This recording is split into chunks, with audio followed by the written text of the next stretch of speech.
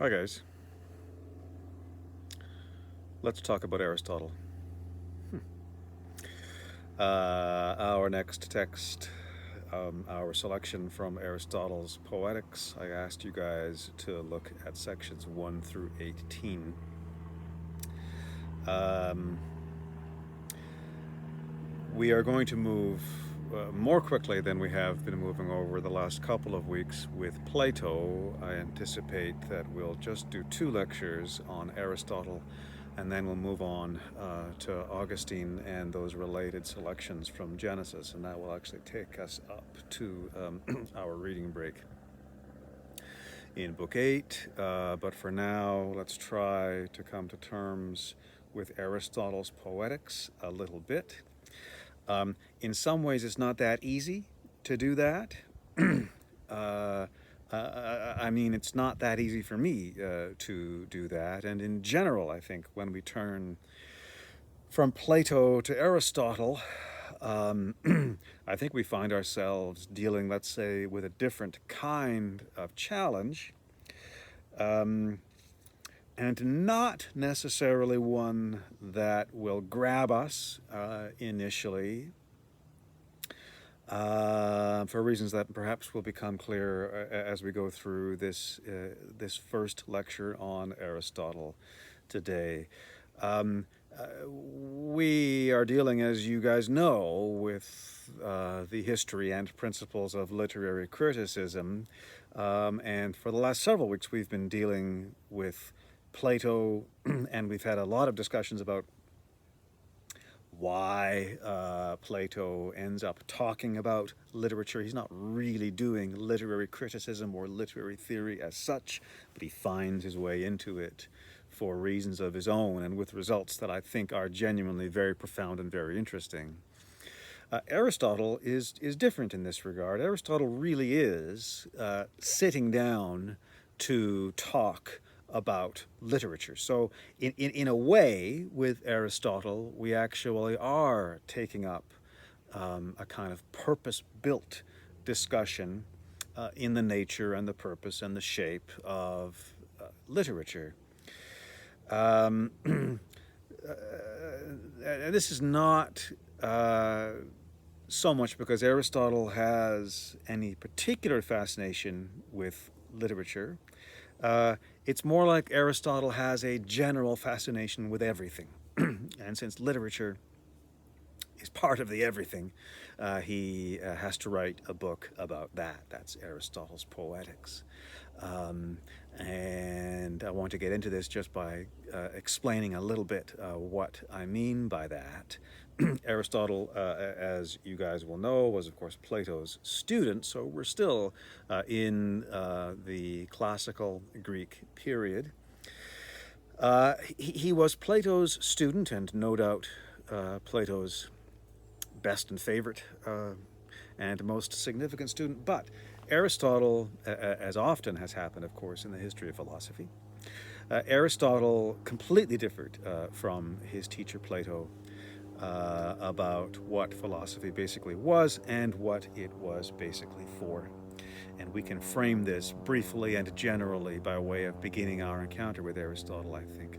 Plato, as we discussed over the last couple of weeks briefly, Plato's philosophy is what we can call an idealism, again, in that metaphysical rather than political sense.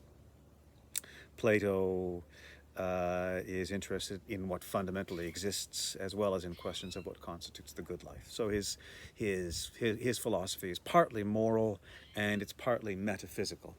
Um,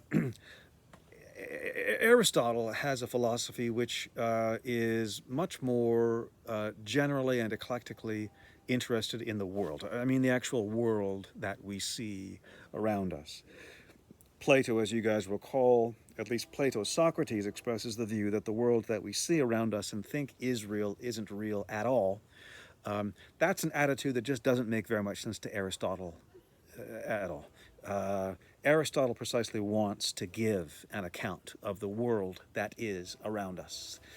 Um, so his attitude, what can we call it? Well, we can say that Aristotle has a kind of empirical philosophy, which is to say he's interested in what the evidence shows.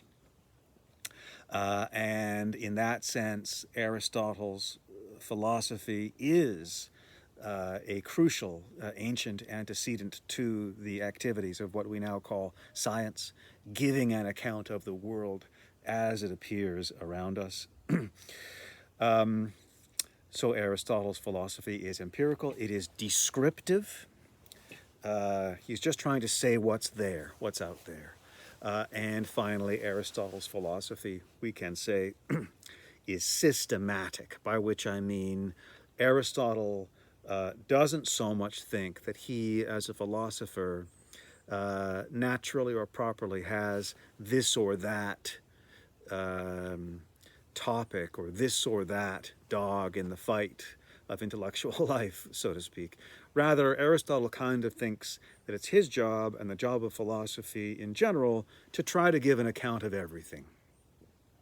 So, which perhaps sounds crazy when you put it that way, but that is the attitude under which Aristotle proceeds. If you want to philosophize, Aristotle says, let's turn to the world and say what kind of thing it just is. And that's going to mean ultimately trying to give an account of, if not everything in the world, at least as much of the world as you can. You guys may recall that image that Plato's Socrates gave us early in our selection from Republic Book 10, where Socrates says, as part of his tremendous kind of dissing of the phenomenon of art and literature, Plato's Socrates says, hey, you want to be an artist? I'll tell you how to be an artist. Take a mirror and just turn it all around the world, and you'll create mimeses, you'll create copies or imitations or representations of everything that's out there. Bang, you're an artist. Congratulations. Aristotle, if you like, is turning his philosophical gaze or philosophical mirror all around the world and trying to take pictures of everything. But whereas Plato views that kind of activity as, deeply questionable and problematic, at least Plato's Socrates does, Aristotle views that kind of activity as pragmatic, commonsensical, and philosophically necessary. Taking pictures of one kind or another of the world, giving an account, a descriptive, empirical, systematic account of as much of the world as you can. That, for Aristotle, is just what philosophy is. And again, he turns to literature in the Poetics, not so much because that has any kind of central or informing role in Aristotle's thinking, but just because it's part of what's out there. It's really as simple as that. Literature is part of the ancient Greek world. And as we'll see, Aristotle tends to assume that whatever is part of the ancient Greek world is part of the way the world should be. Literature is part of the ancient Greek world, and therefore Aristotle wants to give an account of literature. It's really as simple as that. And one of the questions that I think we'll want to raise and keep in mind as we have this rather brief encounter with Aristotle that we're going to have is a comparative one, a comparative exercise between Aristotle and Plato. Plato's Socrates, as we saw in the Ion and the Republic, is taking some very, very negative views, expressing some very, very negative views about the nature of art and literature, morally, metaphysically, and empirically, in terms of that subject matter critique that we talked quite a lot about. So Plato's Socrates thinks art and literature constitute a big problem in various ways, but by that token, he thinks they really matter, right? Plato's Socrates thinks that the phenomenon of Homer, for example, is a very, very important phenomenon in the ancient Greek world, a very mysterious and troubling phenomenon, let's say. of the ancient Greek world, even though Plato Socrates claims at least to want to kind of throw Homer in the bin. He wants to throw him in the bin because he's a problem. And there's a recognition, let's say, of power and significance, of mystery even, in the attitude that Plato Socrates takes to art and literature. Aristotle, by contrast, obviously wants to give art and literature their place and their due within the system of his philosophy as within the system of the ancient Greek world.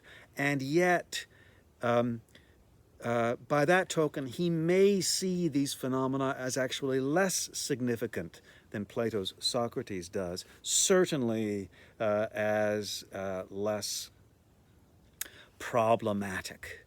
And as we'll see as we go through the text, there's a number of issues which will strike us as kind of resonating with the work that we did with Plato. With regard to the central concept of imitation, in particular, imitation, representation, that Greek word mimesis. I do think it is the case that for Plato, that phenomenon of mimesis plays an animating role, a central role within his philosophy. It is a really big deal. It is a conundrum. It is a problem, a fascinating, troubling problem for Plato and for Plato's Socrates. For Aristotle, it's just kind of a thing, imitation. It's just part of the way things are. So you see, these issues and areas about art and literature that in Plato make us kind of, tear our hair out and turn ourselves in knots or whatever. Aristotle looks at the same issues, areas, questions, and he kind of goes, meh, that's how it is. As though almost mocking the blood, sweat, and tears that get spent over these same questions in Plato's philosophy. So, again, I'm hanging that out there as a heading for our transition from Plato to Aristotle, that comparative issue between the passionate disdain that is expressed toward art and literature by Plato's Socrates on the one hand, and the dispassionate empiricism that is deployed by Aristotle toward art and literature on the other. Okay, let's turn to the text. I want to begin from the beginning, and I actually want what may strike you as a very, very boring procedure, but I can tell you frankly, I have been unable to come up with a better procedure this time around. I actually want just to read a bit of Aristotle's text from the beginning and then comment on it in various ways.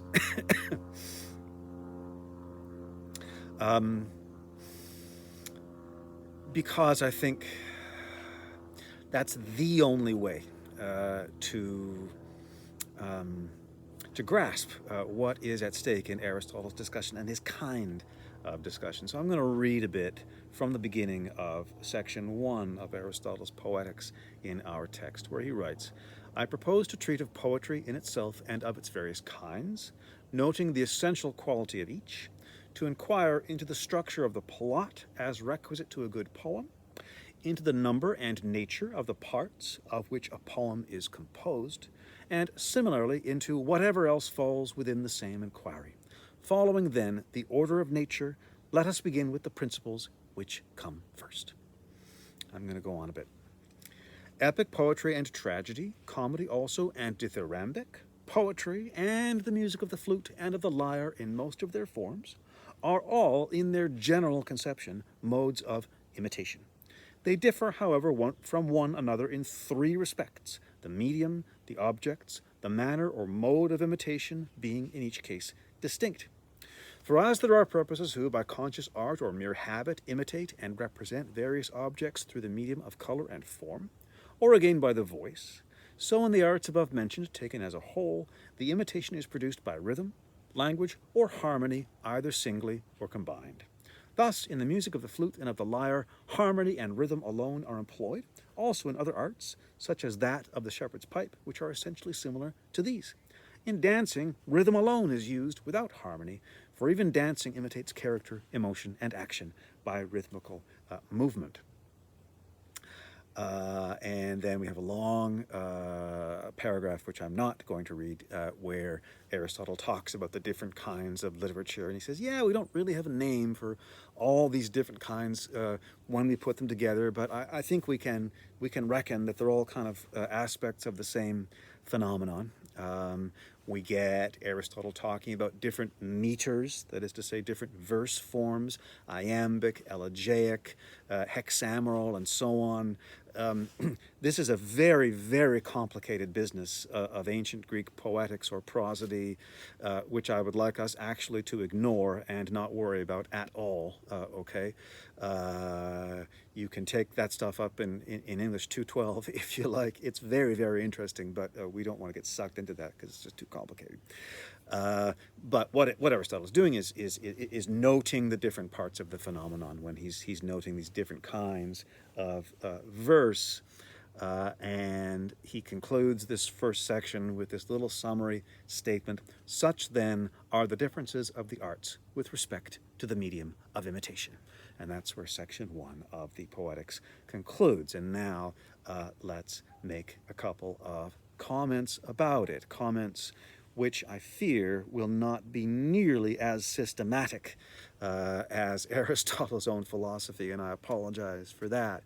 But in the order in which they appear, let's say, what have we got to work with after we have read through this first section of Aristotle's Poetics? Well, perhaps you guys, and let's be frank about it, one of the things that we may have to work with after we have just read through the first section of Aristotle's Poetics is that we may be fearsomely bored and perhaps terribly afraid of how bored we are going to get reading another 17 sections of Aristotle's discussion. The discussion is dispassionate. The discussion is patient. The discussion is plodding, maybe even, we could say. And again, the comparison that we want to hang in the air between Aristotle and Plato will resonate and kind of glow in a number of ways as we go through our brief encounter with Aristotle. One thing we may want to recall is, wow, Plato wrote those dialogues, right? And there was a certain degree of drama in those dialogues. There's always a setting, there's characters, there's little bits of comic business even sometimes in Plato's dialogues. Aristotle does not do that. Aristotle writes right down the line what he presents as linear, logical, as it were, ruthless philosophy, just giving an account of whatever comes into his purview, in this case, in the Poetics, the phenomenon of literature. It is again very careful, it's very patient, it's very thorough. It does tend to be very dry and potentially even boring for us.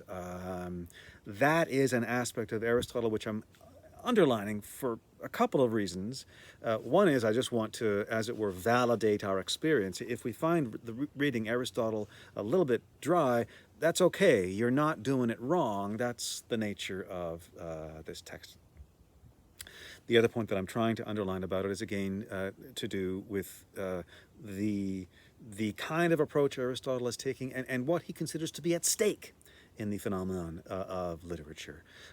Plato and Socrates get excited when they look at the phenomenon of art and literature, even if negatively excited, right?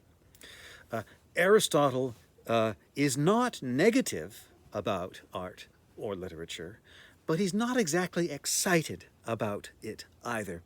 We're getting a systematic account, but an account in which less may actually be at stake than there is in Plato's Ion and Republic.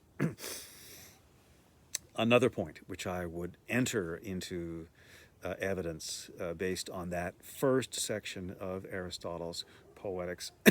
It's the concept of nature, which comes up again and again in Aristotle's discussion and is, I guess we could say, an indispensable, an essential aspect of the way in which Aristotle discusses literature and indeed discusses everything.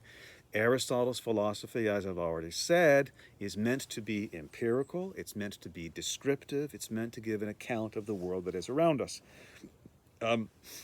So, since Aristotle thinks that the ancient Greek world is basically the way the world should be, and since literature is a part of the way the ancient Greek world is, Aristotle really takes the view that literature is just plain natural.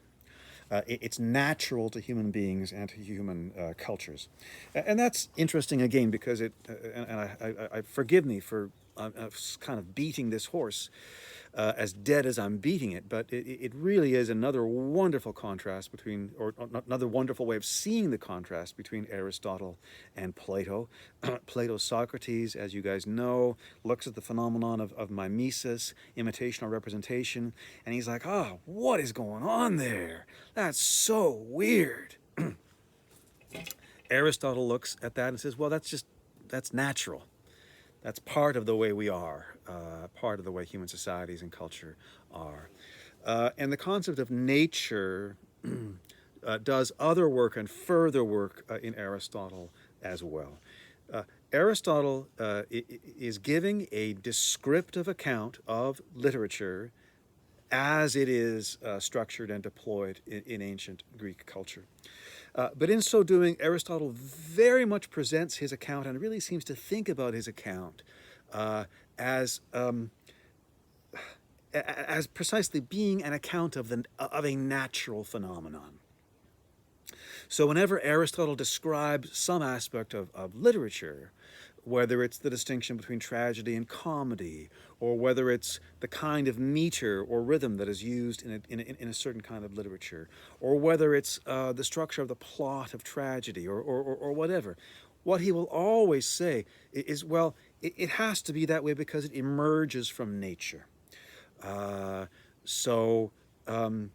Aristotle is talking about literature because it's a natural part of the ancient Greek world, and he will always want to say or argue or claim or perhaps even assume that the way literature is in the ancient Greek world is organic, it's inevitable, it just emerges of itself. So we get an account in Aristotle which is systematic, careful, logical, linear, rational, but also perhaps a bit complacent, and also perhaps in some interesting ways questionable, because this concept of nature is used so much and so far in Aristotle's discussion that we may even suspect that sometimes it gets a bit abused, pushed maybe a bit too far.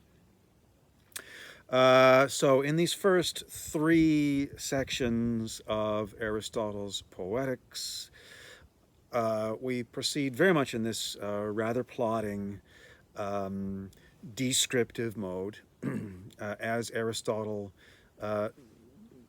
begins with the whole kind of ball of wax of the art and literature phenomenon, and he starts to draw distinctions within that phenomenon, separating this meter from that meter, separating the tragic from the comic, separating music from literature, and so on. It's often said, as you guys will know, there's two kinds of people in the world, splitters and joiners. Aristotle is certainly one of the great splitters in the history of thought, and he happily proceeds through these first few sections of our text, just carefully setting one thing aside from another, drawing distinctions in the overall phenomenon of art and literature. And he will often wind up, so I'm looking now at the ending of the third section. This is on page 5 in our linked text. Aristotle will often wind up part of his discussion kind of with a just a satisfied little summary remark, as if he's arranged part of the bookshelf, and he looks at it and says, "Well, that looks nice." So at the end of section 3, he just says, "This may suffice as to the number and nature of the various modes of imitation." Done. Described, classified, tidied up. That's how Aristotle proceeds. Section 4, here, this is another section that I actually want to read and then comment on. So the beginning of section 4, where Aristotle writes, "Poetry in general seems to have sprung from two causes, each of them lying deep in our nature. First, the instinct of imitation is implanted in man from childhood, one difference between him and other animals being that he is the most imitative of living creatures, and through imitation learns his earliest lessons. And no less universal is the pleasure felt in things imitated. We have evidence of this in the facts of experience. Objects within them, which in themselves we view with pain, we delight to contemplate when reproduced with minute fidelity, such as the forms of the most ignoble animals and of dead bodies. The cause of this again is that to learn gives the liveliest pleasure, not only to philosophers but to men in general, whose capacity, however, of learning is more limited. Thus, the reason why men enjoy seeing a likeness is that in contemplating it they find themselves learning or inferring, and saying perhaps, 'Ah, that is he.' For if you happen not to have seen the original, the pleasure will be due not to the imitation as such, but to the execution, the coloring, or some such other cause. Imitation, then, is one instinct of our nature." And I'm going to pause there. That concept of nature, again, playing an incredibly important and perhaps questionable role in Aristotle's philosophy. Plato, again, looks at mimesis, at imitation or representation, and says, with all frankness, I think, Plato looks at that phenomenon and he says, basically, what is up with that? There's something very strange in the representation of reality that we call art. Why do we do that? What's it for? Aristotle again looks at that same question and basically he gives a shrug. Or he gives an answer which he seems to think is a completely sufficient and satisfactory one, but probably wouldn't satisfy Plato, and I don't know whether or not it satisfies us. I'm not sure. Aristotle looks at imitation, mimesis, and if Plato asks him, what is up with that? Why do we do that? Aristotle says, well, it's in our nature. It's just part of our nature that we like that, and he moves on. Thinking seemingly that is it's completely sufficient, as I said, as an answer. It's as though that question that Plato's Socrates is agonizing over, for Aristotle, it's not even a real question. There's nothing really to inquire into there. And we actually, if we are reading Republic 10 and, turning ourselves inside out, trying to understand and wrestle with various conundra and paradoxes of mimesis, Aristotle basically thinks we're wasting our time. It's in our nature to like imitation, and that's all there is to it. That's just an intensely Aristotelian thought and attitude. At the same time, and to give Aristotle his due, and a lot is due to Aristotle, by the way, I do not mean to dump on Aristotle at all. Aristotle has, I think, under the heading, or within the area, let's say, of his empirical, systematic, descriptive philosophy, Aristotle has incredible insights. He is exceedingly perceptive and is noticing things about his subject matter that Plato, with his broader brush, I think, would not tend to notice. So, Aristotle gives an answer here. So, why is imitation in our nature? Why do we like it? Why are we drawn toward it? Well, Aristotle says, first of all, because it just is in our nature. That's all I can tell you. Second of all, Aristotle says here, because it seems to me, according to my observation and experience, that we like it. We experience enjoyment, or the word in our translation even is pleasure, when we look at art, at imitations and representations, at mimesis. We like it. And Aristotle even has this very interesting set of comments here about the way in which we are prepared to look at and profit from representations of things that we would not want to see in reality, such as his examples are the forms of the most ignoble animals and of dead bodies. You don't want to be walking down the street and see a dead body or an ignoble animal. I don't actually know what kind of animal Aristotle would mean by an ignoble animal. Maybe a rat would be an example of an ignoble animal. You don't want to see a rat walking across your yard, but a picture of a rat can perhaps be quite interesting. Or who knows, a whole movie, Ratatouille, for example. We can derive something from that representation which we wouldn't derive from real life. And what are we deriving? What are we getting from mimesis? Well, again, Aristotle is able to fill that in a bit, descriptively, empirically, scientifically, let's say, based on what the evidence seems to present. Aristotle says, well, it seems in part that we just kind of like that representation, so we derive something which we're going to call enjoyment or maybe pleasure from representations that we wouldn't get maybe from seeing the same things in real life. That's part of it, Aristotle says. Another part seems to be that we learn from representations of things in the world.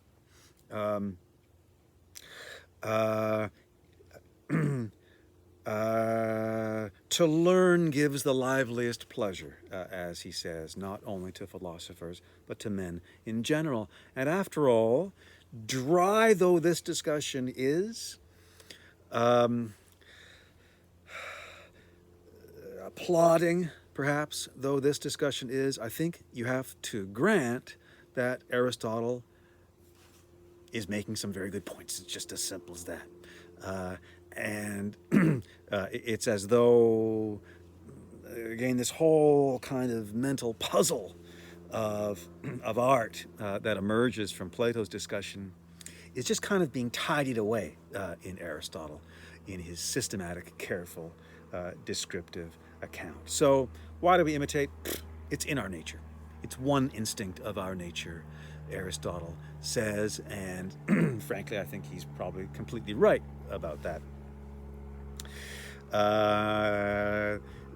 He goes on to say, in giving this account of where poetry comes from, he's just said, well, part of it is that we like to imitate. He goes on to say, next, there is the instinct for harmony and rhythm, meters being manifestly sections of rhythm. Persons, therefore, starting with this natural gift, developed by degrees their special aptitudes till their rude improvisations give birth to poetry. So what we have from Aristotle there is a quick, but I think again for him, it's meant as a completely satisfactory account of where poetry comes from. It comes from two aspects of human nature, Aristotle is saying. One, our instinct for imitation. The other, our instinct for harmony and rhythm. Put them together, and in this kind of quasi-anthropological account Aristotle is giving, put them together, and you end up with poetry. That's where it comes from. That aspect of the world then has been sketched in Aristotle's systematic philosophy. Having been sketched, it kind of goes up on the mantelpiece or up on the bookshelf, and it's done. It ceases to be problematic. We know what it is. We know how it works, Aristotle thinks.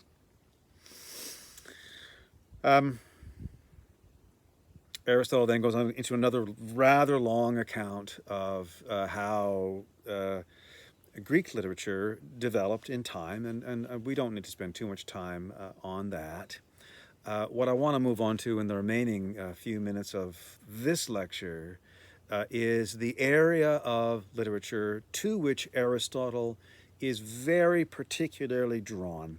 And this was something that I highlighted for you guys at the end of the last tutorial, and something that I think really has legs, let's say, in our brief look at Aristotle.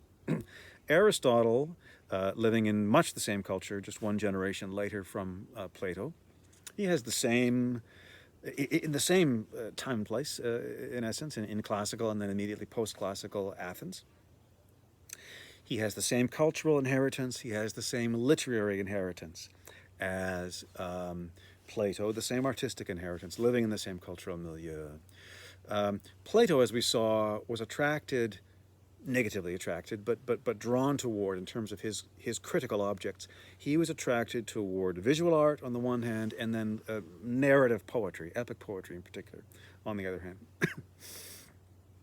Aristotle talks about Homer, but it becomes very clear as we go through the Poetics that what really intrigues Aristotle and draws his attention is not Homer, not epic narrative, it's rather the drama, and in particular the Greek tragic drama. I've been talking here about Aristotle's conception of nature, the work that concept of nature does in Aristotle. He always wants to be giving an account of nature, and he also always wants to be showing why something is the way it is just because it's natural. It has to be that way. It emerges from the order of nature itself, which is the account Aristotle has just given of where poetry comes from. It emerges from human nature. It couldn't not be there.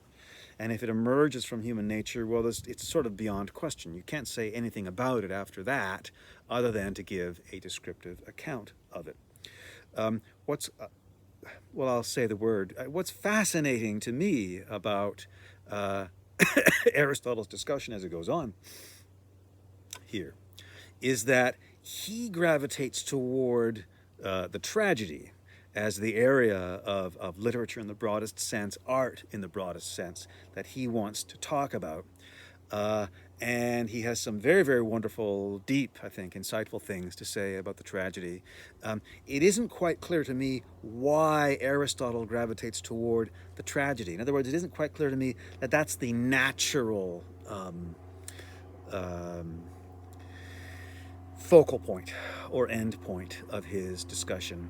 So I'm trying to suggest that there's something that draws and fascinates Aristotle in the tragedy, which Aristotle himself perhaps may not be completely in control of or may not completely have mapped. What fascinates him about the tragedy, it seems like something's at stake in the tragedy for Aristotle, which he is not quite ready to polish and put up on the mantelpiece as a section of the world that he has simply and complacently described.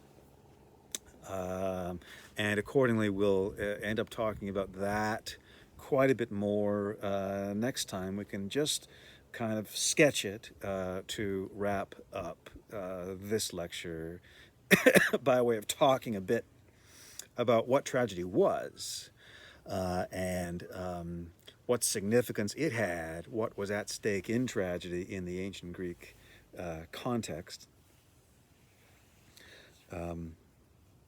One of the things we're doing in this course, as you guys know, is gathering up from these very ancient and foundational materials. We're gathering up concepts that we need to know about, like the concept of mimesis, and we're gathering up questions and problems that we need to know about.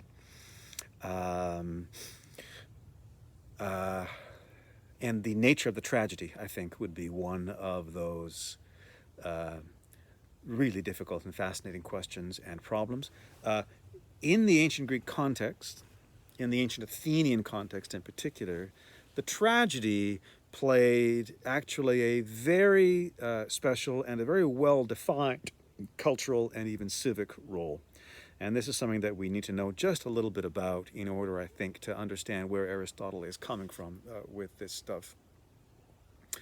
For us, the tragedy is something that we might just go to see by going to see a movie or going to Bard on the Beach to see King Lear or whatever.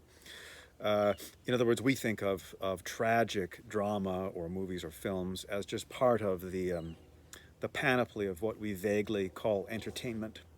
That's not what the tragedy was for the Greeks. Um, Tragedy is something much closer to being sacred, to being religious. I asked you guys to have a look at that film version of Sophocles' Oedipus the King, sort of the quintessential Greek tragedy, and one to which Aristotle returns and refers repeatedly. Uh, Sophocles' tragedy, like others, is not something that you just kind of go to see in ancient Athens. It isn't the kind of thing that just actors say, "Hey, let's put on Oedipus the King." The tragic plays are actually performed in cycles, performed once a year as a religious festival in Athens, the festival of the god Dionysus.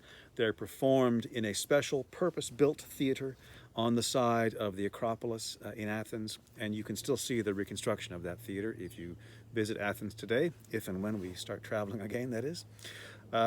These tragedies are performed once a year. They're performed in a kind of relentless series. So you would go to this festival of Dionysus and you would watch tragedy after tragedy after tragedy with just a little bit of comedy at the end of the day to kind of, make you feel human again. But they are a hugely important part of, let's say, the cultural cycle of ancient Athenian society.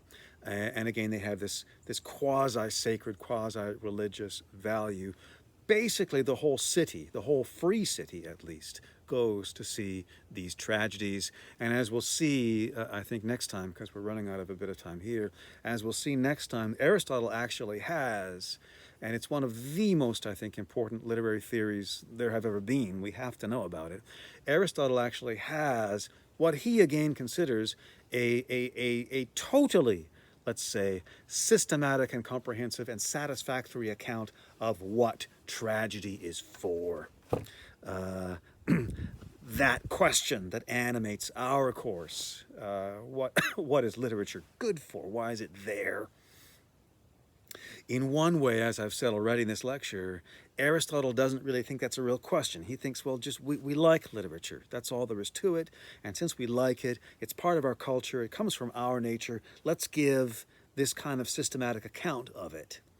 And in that way, as I've said several times today, in that way, Aristotle's discussion of literature can seem quite dispassionate, quite plodding, even quite complacent. But there's this other area of Aristotle's thinking that really comes to the fore when he talks about the tragedy, in which something more than that is at stake. Aristotle thinks you need to be able to give an answer to the question, what is tragedy for? And he thinks he has an answer to that question.